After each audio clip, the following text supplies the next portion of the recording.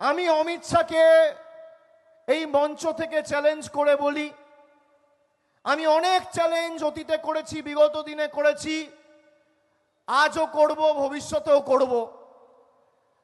আপনাদের কোনোদিন ক্ষমতা হয়নি একটা চ্যালেঞ্জ গ্রহণ করে তার যোগ্য উত্তর বা প্রকৃত জবাব দিতে।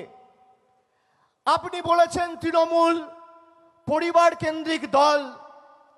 আমি বলি কেন্দ্র সরকার আপনার, পার্লামেন্টে মেজরিটি আপনার ক্ষমতা থাকলে পার্লামেন্ট চলছে, সেশন চলছে, আগামীকাল পার্লামেন্ট চলবে, পরশু পার্লামেন্ট রয়েছে, তার পরের দিন রয়েছে, তার পরের দিন রয়েছে।